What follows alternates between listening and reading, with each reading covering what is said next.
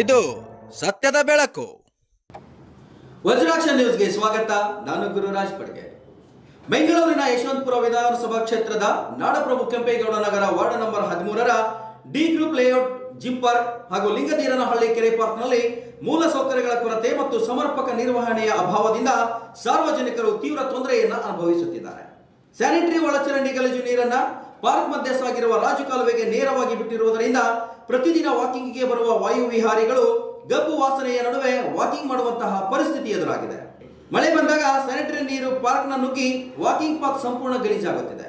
Sanitary ನೀರು park ಮಧ್ಯದಲ್ಲಿರುವ ತೆರೆದ ಚರಂಡಿಯ ಮೂಲಕ ಹರಿಯುತ್ತಿರುವುದರಿಂದ ದುರ್ವಾಸನೆ ಆವರಿಸಿ ವಾಯು ವಿಹಾರಿಗಳು ಮತ್ತು ಸ್ಥಳೀಯ ನಿವಾಸಿಗಳು ಸಂಕಷ್ಟವನ್ನು ಅನುಭವಿಸುತ್ತಿದ್ದಾರೆ. ಪಾರ್ಕ್ನಲ್ಲಿರುವ ವಿದ್ಯುತ್ ದೀಪಗಳು ಬಹುತೇಕ ಹಾಳಾಗಿದ್ದು ಸಂಜೆ ವೇಳೆಗೆ ಕತ್ತಲು ಆವರಿಸಿರುವ ಕಾರಣ ವಾಯು ವಿಹಾರಿಗಳು, ಮಹಿಳೆಯರು ಹಾಗೂ ಹಿರಿಯ ನಾಗರಿಕರು ಸುರಕ್ಷಿತವಾಗಿ ಓಡಾಡಲು ಸಾಧ್ಯವಾಗುತ್ತಿಲ್ಲ.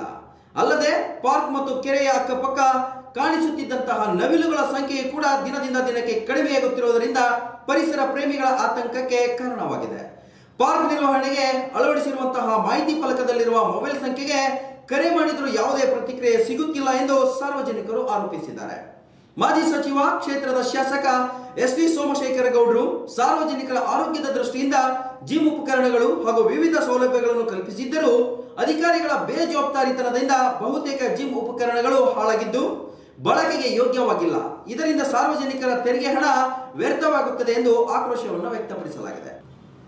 ಪಾರ್ಕ್ ಒಳಗೆ ಇರುವ ರಾಜಕಾಲುವೆಯ ಹೂಳು ತೆರವು ಮಾಡದ ಕಾರಣ ಮಳೆಗಾಲದಲ್ಲಿ ಗಲೀಜು ನೀರು ವಾಕಿಂಗ್ ಪಾತ್ಗೆ ಹರಿದು ಸಾರ್ವಜನಿಕರಿಗೆ ತೀವ್ರ ತೊಂದರೆ ಉಂಟಾಗುತ್ತಿದೆ. ಜೊತೆಗೆ ಸ್ಯಾನಿಟರಿ ನೀರು ನೇರವಾಗಿ ಲಿಂಗದೀರನಹಳ್ಳಿ ಕೆರೆಗೆ ಸೇರುತ್ತಿರುವುದರಿಂದ ಕೆರೆಯ ನೀರು ಮಲಿನಗೊಂಡು ಪರಿಸರಕ್ಕೂ ಹಾನಿಯಾಗುತ್ತಿದೆ. ಪಾರ್ಕ್ನಲ್ಲಿ ಸಾರ್ವಜನಿಕರಿಗಾಗಿ ಶೌಚಾಲಯ ವ್ಯವಸ್ಥೆ ಇಲ್ಲದಿರುವುದರಿಂದ ಕೆಲವರು ಪಾರ್ಕ್ನಲ್ಲೇ ಮೂತ್ರ ವಿಸರ್ಜನೆ ಮಾಡುತ್ತಿರುವ ಪರಿಸ್ಥಿತಿ ನಿರ್ಮಾಣವಾಗಿದೆ. ಇದರಿಂದ ಮಹಿಳೆಯರು ಮತ್ತು ಮಕ್ಕಳಿಗೆ ಮುಜುಗರ ಉಂಟಾಗುತ್ತಿದೆ ಎಂದು ಸ್ಥಳೀಯರು ತಿಳಿಸಿದ್ದಾರೆ. ಈ ಕುರಿತು ಪ್ರಭಾವಿ ಮುಖಂಡ ಹನುಮಂತೇಗೌಡ ಮಾತನಾಡಿ, ಸಾರ್ವಜನಿಕರ ಅನುಕೂಲಕ್ಕಾಗಿ ನಿರ್ಮಿಸಿರುವ ಪಾರ್ಕ್ಗಳನ್ನು ಸಂಬಂಧಪಟ್ಟ ಅಧಿಕಾರಿಗಳು ಕೂಡಲೇ ದುರಸ್ತಿಗೊಳಿಸಿ ಸಮರ್ಪಕ ನಿರ್ವಹಣೆ ಮಾಡಬೇಕೆಂದು ಆಗ್ರಹಿಸಿದ್ದಾರೆ. Vajraksha news report, Kemparaju, Peenya, ದಸರಹಳ್ಳಿ. ಚಂದ್ರು ಅಂತ ಮಾತಾಡ್ತಾ ಇರೋದು ಸರ್. ಇಲ್ಲಿ ಎಸ್.ಟಿ. ಸೋಮಶೇಖರ್ ಅವರು ತುಂಬ ಅನುದಾನ ತೊಗೊಂಬಂದು ಪಾರ್ಕ್ನ ಡೆವಲಪ್ಮೆಂಟ್ಗೆ ಸುಮಾರು ಖರ್ಚು ಮಾಡಿದ್ದಾರೆ. ಬಟ್ ಅದು ಒಳ್ಳೆ ಸಂತೋಷಕರ ವಿಚಾರ.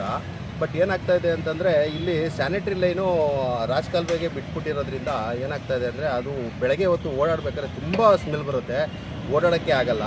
ಹಂಗಾಗಿ ನಮಗೆ ದಯವಿಟ್ಟು ಅವರು ಯಾರು ಸಂಬಂಧಪಟ್ಟ ಇಲಾಖೆಯವರು ಅಂತೂ ಯಾರೂ ರೆಸ್ಪಾನ್ಸೇ ಮಾಡ್ತಾಯಿಲ್ಲ. ಅಲ್ಲಿ ಬೋರ್ಡ್ ಹಾಕಿದ್ದಾರೆ, ಬಟ್ ಯಾರೂ ಫೋನ್ಗಳು ತೆಗಿಯಲ್ಲ, ಏನಿಲ್ಲ. ಇಷ್ಟೆಲ್ಲ ಸೋಮಶೇಖರ್ ಅವರು ಅನುದಾನ ತೊಗೊಬಂದು ಮಾಡಿದ್ರು ಕೂಡ ಇವ್ರು ಏನೂ ಮಾಡಿಲ್ಲ ಅಂತಂದರೆ ಅದು ಅವ್ರಿಗೆ ಕಪ್ಪು ಚುಕ್ಕಿ ಅಂತ ಅನ್ಕೋತೀನಿ. ಬಟ್ ಒಳ್ಳೆ ಕೆಲಸ ಮಾಡಿದ್ದಾರೆ. ಅದನ್ನು ಉಳಿಸ್ಕೊಳ್ಳೋ ಅಂಥ ಜವಾಬ್ದಾರಿ ಅಧಿಕಾರಿಗಳಿಗಿರುತ್ತೆ, ಹಂಗೆ ಹೇಳೋಕ್ಕೆ ಇಷ್ಟಪಡ್ತೀನಿ. ಮತ್ತು ಅದೇ ರೀತಿ ನೋಡಿ, ಜಿಮ್ ಪಾರ್ಕ್ ಐಟಮ್ಗಳು ಎಲ್ಲ ನೋಡಿ ಮುರಿದೋಗಿದೆ. ಕೆಲವೊಂದು ಕಡೆ ಅದು ಪೆಟಲ್ಗಳಿಲ್ಲ, ಕೆಲವೊಂದು ಕಡೆ ಅದ್ರದ್ದು ಬ್ಯಾಲೆನ್ಸಿಂಗ್ ಇಲ್ಲ, ಎಲ್ಲ ಎಷ್ಟೊಂದು ಹೋಗಿದೆ. ಮೇಂಟೆನೆನ್ಸೇ ಇಲ್ಲ ಒಂಚೂರು. ಒಬ್ಬರು ಫೋನ್ಗಳು ತೆಗಿಯಲ್ಲ, ಮೇಂಟೆನೆನ್ಸ್ ಅವ್ರದ್ದು ನಂಬರೇ ಹಾಕಿಲ್ಲ. ಫಸ್ಟ್ ಆಫ್ ಆಲ್ ಬೇರೆಯವ್ರಿಗೆ ಫೋನ್ ಮಾಡಿದ್ರೆ ನಮಗೆ ಬರಲ್ಲ ಅಂತಾರೆ. ಹಂಗಾಗಿ ದಯವಿಟ್ಟು ಇದು ತುಂಬ ಸಮಸ್ಯೆ ಇದೆ, ರೆಡಿ ಮಾಡಿಕೊಡ್ಬೇಕು ಅಂತ ನಾನು ಅಧಿಕಾರಿಗಳಲ್ಲಿ ವಿನಂತಿ ಮಾಡ್ಕೊತೀನಿ.